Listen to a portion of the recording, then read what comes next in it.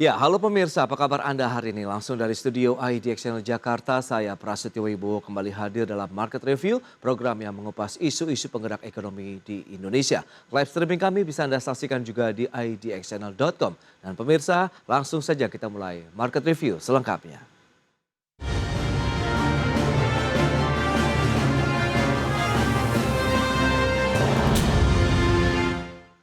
Ya, pemirsa, pemerintah meyakini arus dana dan investasi asing akan segera masuk kembali ke Indonesia usai pelaksanaan pemilu di tanah air berlangsung damai dan kondusif. Bahkan pemerintah optimistis nilai investasi asing akan mengalami peningkatan usai pemilu. Saya tahu bahwa banyak para pelaku bisnis yang kemarin masih menunggu pemilu, wait and see. Karena agak khawatir dengan politik yang memanas menjelang pelaksanaan pemilu. Tetapi sekarang, alhamdulillah, pemilu berjalan dengan lancar, masyarakat berbondong-bondong ke TPS juga dengan riang gembira.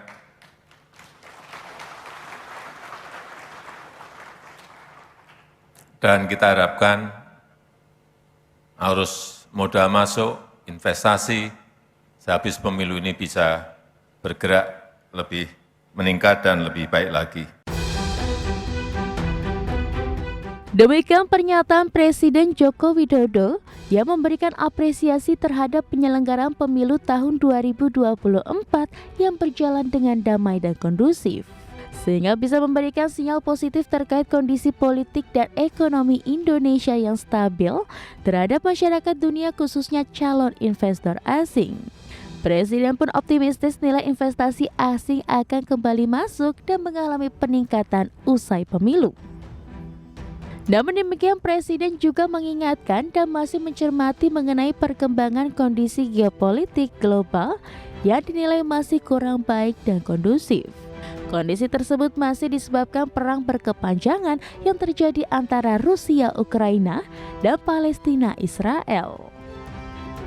Sementara itu, Kementerian Investasi atau Badan Koordinasi Penanaman Modal mencatat realisasi investasi di sepanjang tahun 2023 mencapai 1.418,9 triliun rupiah atau melampaui 101,3% dari target yang ditetapkan, yaitu 1.400 triliun rupiah. Adapun total penyerapan tenaga kerja sebanyak 1.823.543 orang. Dari Jakarta, Tim Liputan IDX Channel. Ya, berikut ini kami sampaikan data terkait dengan realisasi investasi di tahun 2023. Seperti yang bisa Anda saksikan di layar televisi Anda, kenaikannya sudah melampaui target yang ditetapkan oleh pemerintah, 1.400 triliun rupiah. Sementara capaiannya atau realisasinya mencapai 1.418,9 triliun rupiah. Itu dia untuk realisasi investasi di sepanjang tahun 2023 lalu. Ya, pemirsa, untuk membahas tema menarik kita hari ini, pasca pemilu harus dana dan investasi diprediksi mengalami kenaikan. Kita sudah tersambung melalui Zoom bersama dengan Ibu Etika Karyani Suwondo. Beliau adalah peneliti senior KOR Indonesia dan juga Fakultas Ekonomi dan Bisnis Universitas 11 Maret. Selamat pagi, Ibu Etika. Pagi, Pak Prasetyo Wibowo. Ya. Sehat terus ya. Baik Bu, salam sehat juga. Terima kasih atas waktu yang disempatkan. Review terlebih dahulu mungkin bisa Anda sampaikan kepada pemirsa Bu. Seperti apa sih kinerja perekonomian nasional di 2 bulan pertama nih tahun 2024 ini? Baik, jadi kita kembali ke tahun 2023 dulu ya. Kalau 2023 ini memang kondisi ekonomi relatif tangguh, stabil dan resilient ya. Di tengah disrupsi lingkungan global, baik di sisi rantai pasok, kemudian bencana alam, volatilitas sektor keuangan, serta fragmentasi ekonomi, ini kita bisa tumbuh sekitar 5,05%. Nah, angka ini atau capaian ini bisa sebenarnya menjadi fondasi bagi laju pertumbuhan 2024. Sehingga kami dari KOR Indonesia kita sudah memproyeksikan di tahun 2004 ini akan mengalami pertumbuhan yang sedikit memang lebih rendah dibandingkan tahun sebelumnya karena masih ada beberapa kejadian global gitu ya. namun masih positif dengan ramalan pertumbuhan sekitar 4,9 sampai 5%. Nah, kalau kita bicara 2 bulan pertama di 2024 ini, kita bisa melihat tren yang ada, di mana konsumsi rumah tangga itu sebenarnya tumbuh. Nah, diharapkan akan tumbuh karena didorong oleh meningkatnya daya beli masyarakat akibat kenaikan upah minimum dan bantuan sosial nih ya yang kemarin dikatakan jojoran di menjelang masa pemilu nih. Bantuan sosial dari pemerintah itu cukup besar. Kemudian dari sisi belanja pemerintah dan investasi ini juga kita mestimasikan akan meningkat di 2 bulan ini cukup kondusif ya. Kalau kita lihat memang pemilu itu kondisinya memang bisa dikatakanlah lancar ya, dan artinya ini berdampak positif pada pertumbuhan ekonomi. Namun kalau dari sisi ekspor, ini terakhir BPS itu merilis ada tren pelemahan yang berlanjut, baik itu bulanan mau tahunan, di mana tahunan itu minus 5,49%, kemudian di year to date-nya itu minus 6,07%. Nah, ini khusus terjadi di sektor pengolahan dan pertambangan. Dan impor juga diperkirakan akan semakin terkontraksi karena nilai impor ini menurun. Ini terjadi di semua kelompok pengguna di bulan Januari ini, terutama konsumsi, bahan baku, dan barang modal. Tapi kalau dari sisi tahunan memang ada peningkatan nilai impor, khususnya di barang konsumsi dan barang modal. Itu yang bisa kami sampaikan. Baik, itu dia terkait dengan kondisi perekonomian nasional dalam 2 bulan pertama begitu di tahun 2024. Memang kita lihat surplus neraca perdagangan masih terus berlanjut, tapi trennya sudah mulai menurun seperti yang sudah Anda sampaikan. Kinerja ekspor juga sudah mengalami pelemahan, kemudian importasinya pun tidak jauh berbeda. Nah, lantas apakah di tengah kondisi kalau kita bicara mengenai geopolitik begitu ya di global dan pelemahan ekonomi dunia, Indonesia saat ini apakah masih menjadi primadona nih Bu bagi investor asing sebenarnya? Tensi geopolitik seperti perang Rusia-Ukraina dan memanasnya hubungan dagang Amerika Serikat dan Tiongkok ini sebenarnya bisa menyebabkan kebijakan negara-negara besar itu cenderung bisa dikatakan inward looking. Akibatnya dunia semakin terfragmentasi ya, tren globalisasi berubah menjadi deglobalisasi. Nah, kondisi ini akhirnya berimbas pada penurunan volume perdagangan global. Nah, kita juga bisa mengatakan bahwa risiko geopolitik global ini sehingga dapat memperburuk prospek investasi Indonesia. Karena apa? Indonesia ini sangat terkait dengan perekonomian global. Nah, ini dapat membuat investor asing jadi ragu dalam menanamkan modalnya di Indonesia. Meskipun demikian, Indonesia bisa dikatakan masih menarik bagi investor asing. Karena apa? Kita memiliki pertumbuhan ekonomi yang stabil dan resilient tadi ya di tahun 2023 dan sektor-sektor yang menarik bagi investasi. Selain itu, sektor keuangan kita ini cukup sehat, didukung dengan kebijakan yang baik, kemudian instrumen keuangan juga lebih banyak. Satu lagi yang baru kita lakukan kemarin, pemilu baru saja berlangsung, ya bisa dikatakan damai walaupun banyak beberapa masih sampai ini kita masih menunggu hasil terakhir dari KPU. Nah, ini pemilu yang saat ini nih masih bisa dikatakan menciptakan kepastian politik walaupun memang KPU dan Bawaslu harus meyakinkan bahwa sistem kita ini memang baik gitu agar dapat memperbaiki iklim investasi sekaligus nanti menurunkan elemen ketidakpastian dalam pasar global. Oleh karena itu, kalau saya bisa mengatakan konflik geopolitik dapat mempengaruhi masuknya investor asing ke Indonesia, tapi ada faktor-faktor internal dan pertumbuhan ekonomi tetap menjadi pertimbangan penting bagi investor asing. Dan Itu kita tahu, saya mungkin. ya, Ibu, Presiden Joko Widodo sendiri saat acara pertemuan tahunan industri jasa keuangan 2024 kemarin begitu masih optimis arus modal investasi asing akan kembali masuk ke Indonesia. Bahkan diprediksi ini nilainya dan mungkin dari volumenya juga akan lebih tinggi lagi. Nah, ini tanggapan Anda bagaimana? Apakah bisa Ya, sesuai harapankah atau bagaimana? oke, baik. Oke lah, untuk saat ini kita bisa mengatakan pemilu kemarin aman, walaupun masih ada beberapa kita harus minta kepastian KPU dan Bawaslu itu buat sistem ini kita baik ya. Dan tentu saja apakah pemilu ini sesuai dengan ekspektasi pasar? Kalau ekspektasi pasar emang terpenuhi, maka tentu saja akan mendorong investasi asing. Karena pada dasarnya investor akan lebih dasarnya itu adalah kepercayaan, ya. Nah, pergantian pemerintah, nah terkait dengan reshuffle mungkin ya, ini juga harusnya bisa mendukung kepercayaan investor. Investor mengantisipasi adanya, masih ingat fenomena window dressing di akhir tahun, kemudian dilanjutkan dengan January efek awal tahun berikutnya.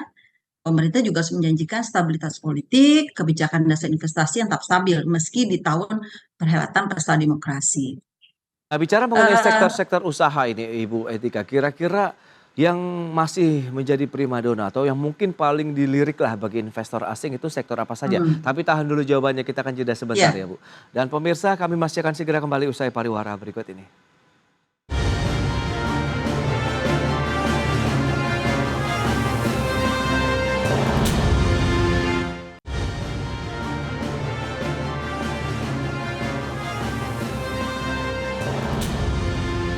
Ya, terima kasih Anda masih bergabung bersama kami dalam Market Review. Pemirsa, berikut ini kembali kami sampaikan data terkait dengan total realisasi investasi.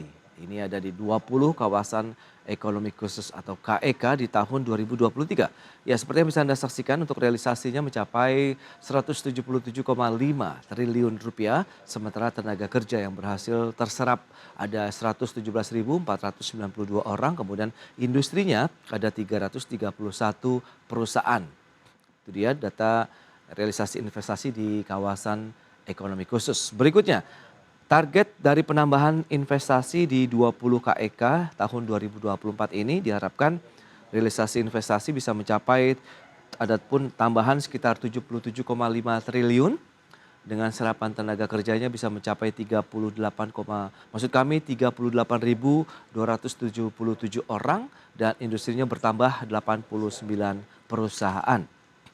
Itu dia. Berikutnya dari sisi pertumbuhan ekonomi Indonesia ini juga yang mungkin menjadi dasar banyak investasi asing begitu masih melirik Indonesia karena kita masih cukup stabil.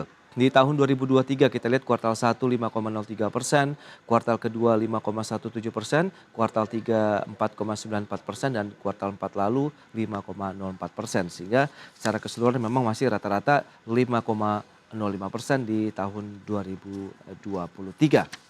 Ya, kita lanjutkan kembali perbincangan bersama dengan Ibu Etika Karyani Suwondo. Ya, Bu Etika, kita akan lanjutkan kembali. Bicara mengenai beberapa data tadi yang sudah disampaikan, sebenarnya investasi apa sih, sektor apa begitu yang masih menjadi pilihan bagi investasi asing begitu untuk menanamkan dana mereka di Indonesia ini, Ibu Etika? Oke, yang menarik bisa sektor perbankan dan telekomunikasi ini bisa jadi primadona bagi investor asing. Karena kenapa? Kalau kita lihat saham perbankan ini ternyata sudah mendorong IHSG ya, terutama kita prediksikan di kuartal 1 nih 2024 mereka akan mendorong IHSG. Banyak diburu investor asing karena berpotensi adanya perbaikan struktural, terutama dalam hal profitabilitas. Kemudian kalau di telekomunikasi, kita melihat perkembangan teknologi dan penetrasi internet yang terus meningkat, ini mendorong investor asing juga untuk masuk ke sektor ini. Selain itu, sebenarnya ada energi, logistik, keuangan, dan industri juga masih menarik bagi investor. Namun, yang perlu dicermati bahwa investor harus selalu memperhatikan perkembangan terbaru di Indonesia dengan mempertimbangkan risiko yang ada sebelum mereka memutuskan untuk berinvestasi di sektor tertentu ini. Saya Itu kira itu. dia. Baik, ada beberapa sektor yang utama adalah sektor perbankan, kemudian juga adalah telekomunikasi, mengingat penetrasi internet dan digitalisasi juga masih terus berlanjut di Indonesia begitu ya, dengan upaya hampir bisa dipastikan merambah ke seluruh pelosok begitu wilayah Indonesia. Nah, bicara mengenai investasinya, dana asing yang masuk nanti lebih banyak yang fresh atau mereka sebenarnya melanjutkan investasi yang sudah ada nih, Bu, yang sudah mereka lakukan di Indonesia?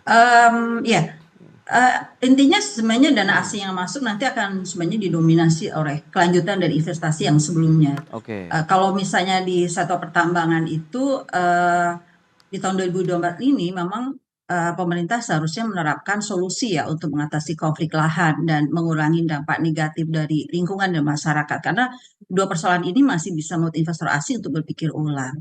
Kemudian di sektor pertanian, di satu sisi investor asing juga masih apa namanya masih berpikir ada seperti mereka investasi tapi karena pemerintah sendiri sepertinya belum ada political will ya untuk itu jadi belum menjadi fokus utama pemerintah dalam menarik investasi asing yang dipandang bukan sektor menguntungkan. Kemudian otomotif ya ini otomotif masih menarik bagi investor asing. Oke. Terutama disebabkan ada demografi kita yang memang populasinya cukup besar. Kemudian pertumbuhan ekonomi stabil, pemerintah juga mendorong investasi cukup besar di sektor otomotif seperti kebijakan insentif fiskal dan peningkatan infrastruktur. Artinya memang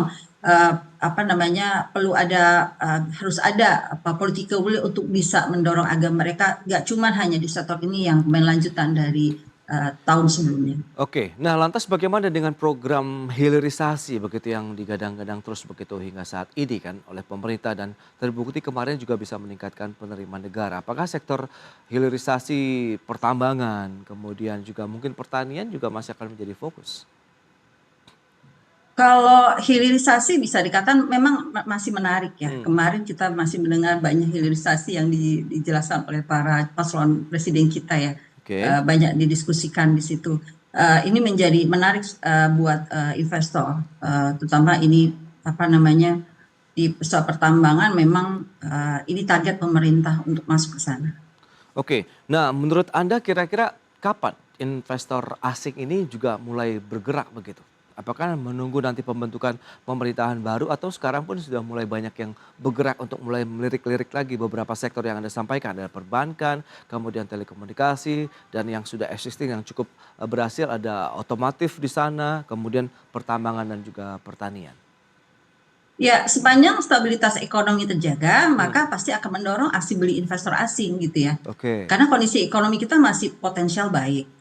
Nah, ini saatnya kita bisa mempromosikan investasi asing dengan ekonomi yang stabil, konsensus pajak minimal global yang direncanakan tahun 2004 ini akan dilaksanakan. Ini dan juga termasuk upaya pemerintah harus bisa memperbaiki sistem perizinan dan meringankan proses perizinan itu. Jadi selain itu juga kalau kita lihat gelaran pemilu di 2024 ini yang bisa berjalan secara lancar, dianggap sangat lancar gitu ya. Ini semakin meningkatkan kepercayaan untuk mereka masuk lagi berinvestasi. Dan satu lagi catatan dari laporan Bank Indonesia selama periode 12 sampai 15 Februari ini terdapat aliran modal asing yang masuk sebesar 4,07 triliun rupiah. Dan nilai ini lebih baik dari pekan lalu yang mencatat capital outflow-nya itu 3,01 triliun gitu ya. Oke. Jadi modal asing utamanya karena instrumen pasar saham, nah tercatat ada modal asing cukup besar juga. Jadi memang saat ini ketidakpastian pemilu telah mereda gitu, Iya. lalu terdapat potensi penurunan suku bunga BI, kemudian melandainya ekspektasi inflasi, ini jadi peluang dan tantangan yang bisa dibuktikan ke depannya.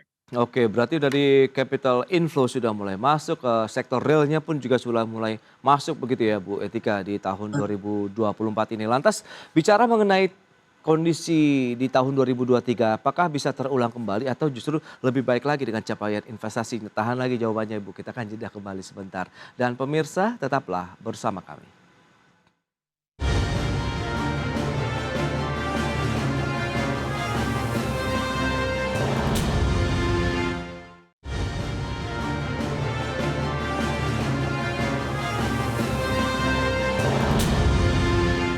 Baik pemirsa, kita lanjutkan kembali perbincangan bersama dengan Ibu Etika Karyani Suwondo, peneliti senior KOR Indonesia.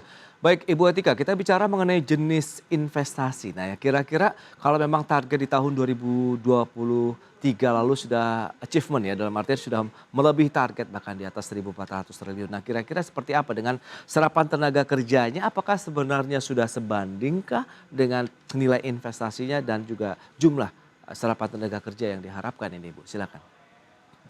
Kalau kita melihat data nih, realisasi investasi di tahun 2003 itu mencapai 1.409 lah ya triliun. Oke. Ini 101,3% dari target 1.400 triliun. Kemudian total penyerapan tenaga kerjanya 1,8 juta. Ya. Nah, ini kalau saya melihatnya ini belum sebanding ya dengan besarnya investasi yang masuk tahun 2003 itu saya mengatakan belum sebanding dengan serapan tenaga kerja. Nah ini harus menjadi perhatian pemerintah dengan mengupayakan penyerapan tenaga kerja yang sebanding dengan besarnya investasi. Nah lalu apakah penyerapan tenaga kerja rendah ini berarti menunjukkan bahwa iklim investasi yang baik di tahun 2004 ini? Nah ini memang harus dianalisis lebih lanjut.